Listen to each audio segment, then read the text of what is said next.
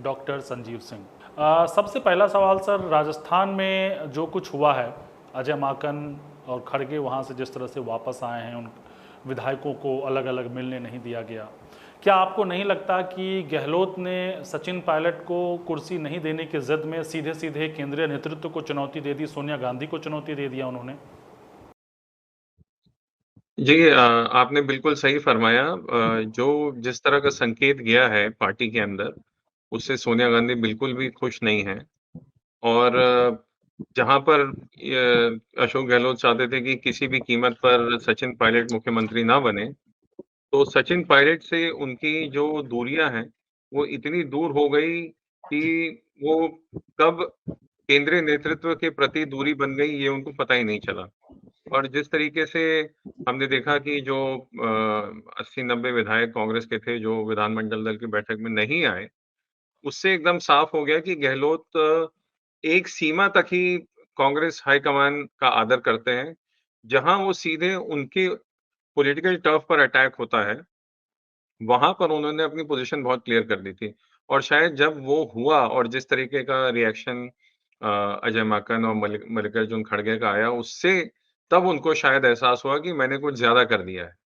तो अब जो हम कार्रवाई देख रहे हैं या जो अब घटनाक्रम हो रहे हैं, वो एक तरह से गहलोत अब वापस सोनिया गांधी से अपना मैसेज पहुँचाना चाहते हैं, उनसे मिल के बताना चाहते हैं कि देखिए, मेरी लॉयल्टी आपके प्रति ही है।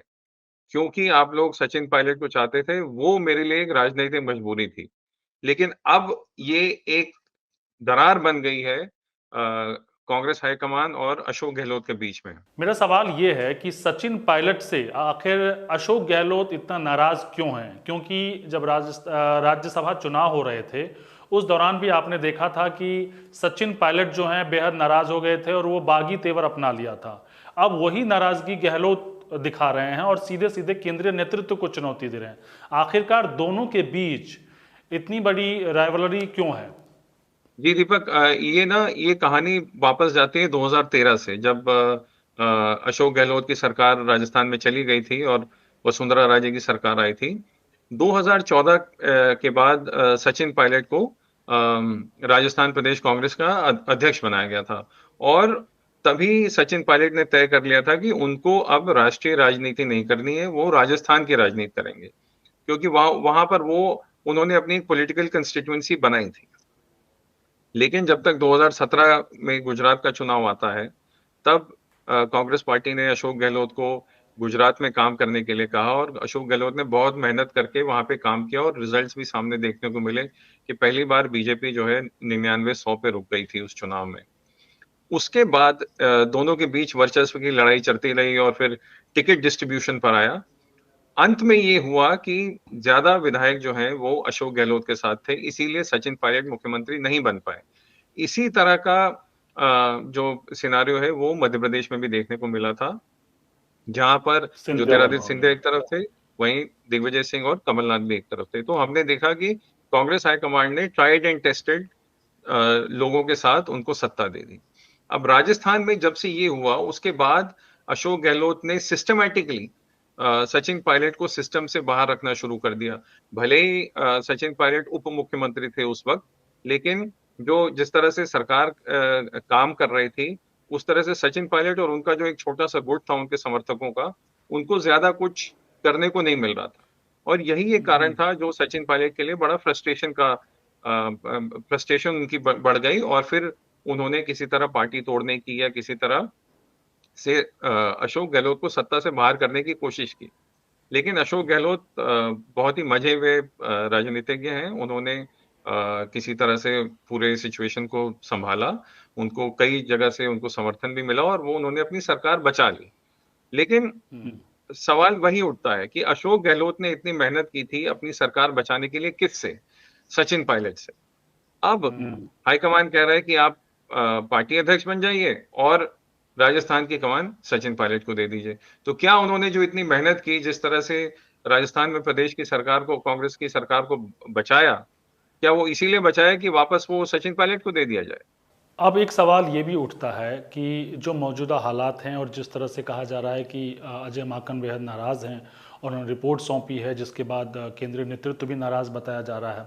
तो क्या लगता है इसका पनिशमेंट, क्योंकि अध्यक्ष पद की रेस से तो गहलोत बाहर हो ही चुके हैं, क्या उनको मुख्यमंत्री पद खोना पड़ सकता है और सचिन पायलट को मुख्यमंत्री पद दिया जा सकता है, या फिर कांग्रेस वो गलती नहीं करना चाहेगी?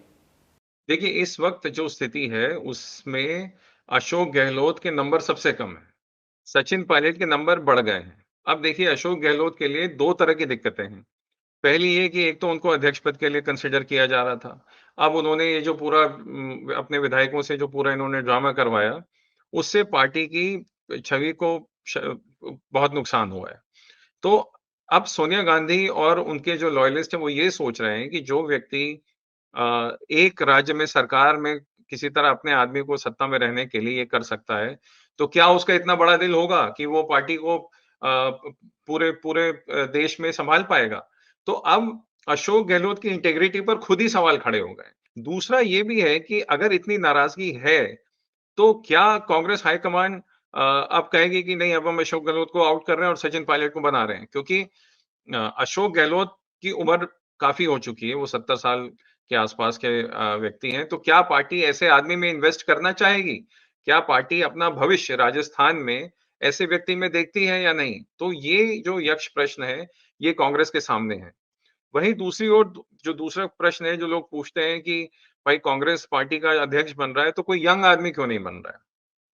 हम्म। उसके पीछे कांग्रेस की सबसे बड़ी प्रॉब्लम ये है कि जितने भी यंग लोग उनके पास थे पहले, चाहे वो ज्योतिरादित्य सिंधिया हो, चाहे जितिन प्रसाद हो, चाहे आरपीएन सिंह हो, चाहे सुष्मिता देव हो, वो सब पार्टी छोड़ के चले गए हैं। तो उनको जो है सेकंड जनरेशन पे उतना भरोसा नहीं है कि क्या वो लोग पार्टी के साथ रहेंगे या वो सही से जस्टिस कर पाएँगे इस पद को। इसीलिए हम देख रहे हैं कि जितने भी नाम चल रहे हैं, ये सब 65 साल से ऊपर की उम्र के लोग हैं, जो जो जिनका नाम अध्यक्ष पद के लिए चल रहा है। तो डबल प्रॉब्लम है कि जो भी राष्ट्रीय अध्यक्ष बनेगा, वो सीनियर सिटीज़न होगा, और प्रदेश में क्या होगा? क्या वो अभी भी अपने पुराने नेतृत्व के साथ जाना चाहते हैं या किसी नए खिलाड़ी को उभरने का मौका देना चाहते हैं? कुल मिलाकर अब कांग्रेस की स्थिति जो कह सकते हैं कि फंसी हुई है। अब वो अनुशासनहीनता के नाम पर अशोक गहलोत के खिलाफ एक्शन लेती है, या फिर अशोक गहलोत के खिलाफ सरकार बचाने के लिए उस तरह की सख्ती नहीं दिखाती है, क्योंकि यहीं से तय होगा कि कांग्रेस को लेकर जो पार्टी के अन्य लोग हैं, नेता हैं, उनके बीच क्या मैसेज जाता है। आप हमारे साथ जुड़े, इतनी अच्छी जानकारी दी, समझाया, इसके लिए बहुत शुक्रिया, धन्यवाद, नमस्कार।